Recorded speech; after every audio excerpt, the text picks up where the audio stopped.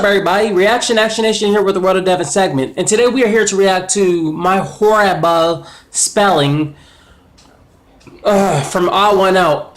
I never watched any of their video. Well, actually, I've seen their video before. I didn't react to it, but I've seen it.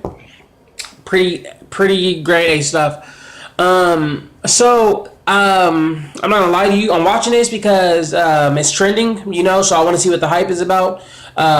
So let's both see what the hype about. If you haven't seen this yet, then you can watch it on me. If you want to watch it by yourself and just go on Trending's page, it should be on there. Do me a favor, hit that like button down below, hit that subscribe button, also hit that bell for more notifications from me. It'll come to you. Also, let me know what you want me to reaction next, and I got you, fam. Hashtag RAN. Let's get right into this reaction video, you guys. Let's go. Hey class, spell Wednesday. I don't know how to spell Wednesday. Well, James, just sound it out. Oh, okay. So, like this? No, James, it's Wednesday. You said sound it out, and that's how you sound it out. You think you have it bad? Do is spelled with an X. What? I think it comes to no surprise that I'm terrible at spelling. I feel like everyone in life falls into two categories. Right. Either you're good at math and bad at reading, or you're weird. And if you've seen my other videos, I'm weird. you know that I'm a math boy. My mom told me that I have dyslexia because she has dyslexia and I have all the symptoms, but we never got that diagnosed by a doctor, so... You can't make me take my meds, Mom! A lot of times what I do to cover up the fact that I spell lower than a first grade level is I will purposely misspell words to the point where it's obviously a joke. You thought I was doing that to be funny, but it's actually because I have zero self-confidence in my spelling, and I don't want anyone to point out my mistakes. I mentioned this in a different video, but in elementary school, I was put into an honors program, and everyone had to take spelling tests a grade ahead of their level. And by everyone, I mean everyone except me, because I failed every single spelling test. Damn. So I had to take spelling tests that were on level. Every week when we took a spelling test, I would have to move to the back of the classroom, and the teacher would stand right next to me. She'd call out everyone else's word, which had like 8 syllables, like anti-disestablishmentarianism. Dang. Then she'd turn to me and give me my on-level word. James, your word is cat. Also, one year our class did a spelling bee and everyone had to participate, and I didn't even care that I was the first one out. Hey, that's almost my name. Another thing that I mentioned in a pretty old video is that I used to have a speech impediment when I was little. I couldn't pronounce my O's and I talked like this. I'm good now. Obviously. So every other day during school, I had to go to a speech therapy class, and one day the teacher who taught me how to pronounce my O's, I'll call her Mrs. Kool-Aid, gave me this sheet of paper with a bunch of raindrops on it, and she said, for every raindrop on this page, say the word raindrop. But then she just left the room, and I said, well, I'm not going to do this. I didn't say raindrop a single time, because no one was even there. No one would have seen me not saying raindrop. So why would I do something that I didn't want to do? But then the funny part is when she came back, she asked, are you finished saying your raindrops? No. Well, how many did you say? I didn't say any. You stupid child. I told her the truth for some reason. I don't know why, it was probably the easiest lie in my life to get away with, but that's why I remember this story. I'm still mad at myself for telling the truth. And I had to say raindrop a bunch of times in front of her. She would only go to the next raindrop until I said it right, and it was terrible. Really hurt my feelings. Since I was struggling with reading and spelling, I had to get an IEP. An incredible, excellent personality. Which meant I had to go to a special class for a little bit during school. And the teacher who taught this class was none other than Mrs. Kool-Aid. Oh yeah.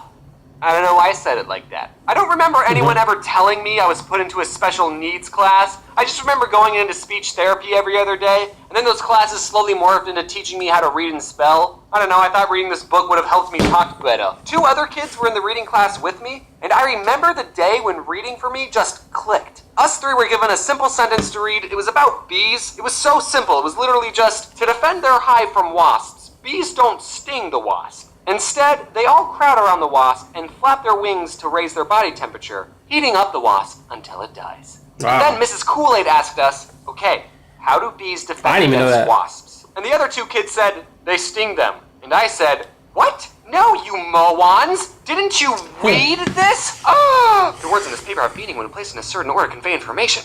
Also, I never want to get hugged by a bee. So I was in these classes all the way until the 6th grade. I was getting better at reading. It still wasn't great, but I was getting better at it. And one day, Mrs. Kool-Aid said, "You know, James, you should try competing in the Battle of the Books." Right. Battle of the Books?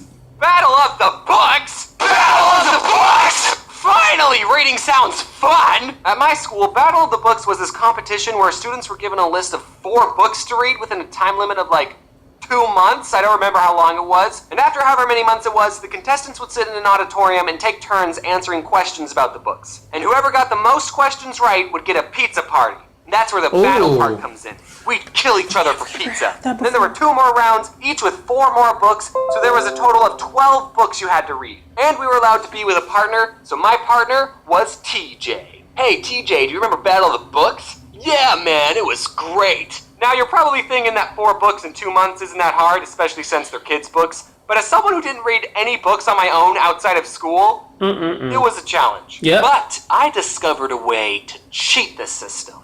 I discovered something called audiobooks. Instead of having to sit still and read the book, I could just have someone read the book to me. And I would get through the book so much faster. I'd be able to read a book in about 8 hours as opposed to reading a book never, because I would never be able to finish a book on my own. And I was actually able to understand what was going on. I legitimately thought that listening to audiobooks was cheating because of how well it worked. So I never told anyone my secret. Until just now.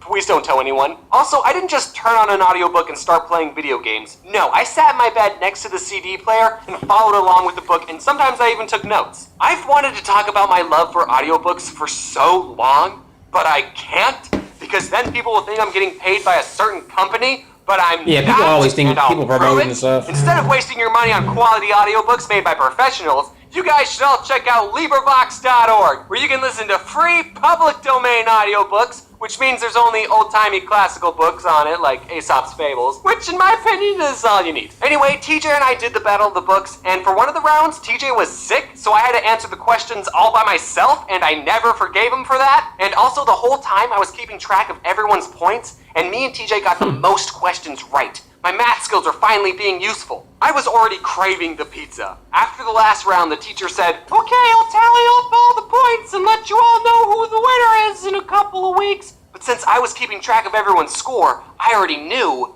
we won. I turned to TJ and I said, Watch him wind up. Guess what? We already... Oh, this is the round that you were sick on. How did I not notice that until just now? But then a couple of weeks go by and I'm not hearing any news about a pizza party. I was expecting to walk into class one day and there would just be a pile of pizza boxes waiting for me, but that never happened. The teacher in charge of the competition was the librarian, so one day I went up to her and I asked, "So, did you ever say who won the Battle of the Books? Also, my favorite pizza is barbecue chicken." And she said, "Oh, these 2 5th graders won." So the Battle of the Books was for both 5th and 6th graders. I was a 6th grader, so I went to all the 6th grader battles. But apparently, there was some low-life 5th grader who got every single question right and stole my pizza party. And that taught me a valuable lesson. Even when you work hard, you don't always get what you want in life. But that's okay. Because one day, you'll be an adult and you can buy all the pizza you want without having to read first. Hello there. Any of you down for a game of soccer? I mean football? This is 100% James. This isn't someone else doing the end card. This is me. This is James. I would never ask someone else to make an end card for me because I was too lazy. You guys should check out the channel Get Mads? Get Mads? Am I pronouncing that right? He helps me edit my videos for my second channel. That's right, I have a second channel with a total of 6 videos. Count them 6. 6 videos. And also, as per usual, I need to thank my colorers who made this video look absolutely amazing. Thanks guys, I appreciate it. Everyone go watch these guys' videos for a solid 4,000 hours, including Mads. And as always, what does James say for his outros again? Strap up if you're going on a bumpy ride. Wait, that's not it at all. Buckle up. Wait, no, that's way too American. Oh yeah, wear your seatbelt. What? That was weird. Ollie. Oddest1Out. Now that was a pretty good video. Back in elementary school, we used to have this program where we would have to read, and we would have to get like a certain. I forgot what it was called.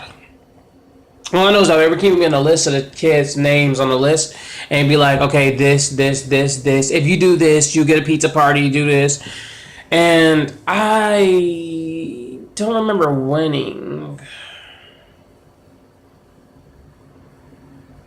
I remember having like Eagle tickets and stuff and getting called over the intercom to help in the cafeteria, which is actually pretty fun because they gave you like ice cream pops and stuff at the end of the day. So, all in all, man, memories just flow back like crazy. Anyway, that was my reaction to the Oddest1Out video, my horrible spelling, which actually spelled wrong. Everything in this video was spelled wrong. If you like my reaction, then do me a favor, hit the like button down below, hit the subscribe button, also hit the bell for more notifications from me. It'll come to you. Also, let me know what you guys next, and I got you found. #RAN. Also, check out my links below. Lauren Alexis' channel, my Disney Weekly channel. Check out my Facebook, Instagram, my Twitter. All links will be in the description down below. Also, check out my Patreon. Donate $1. You will get unlimited videos from me. First dibs. And also, let me know if you like my new intro.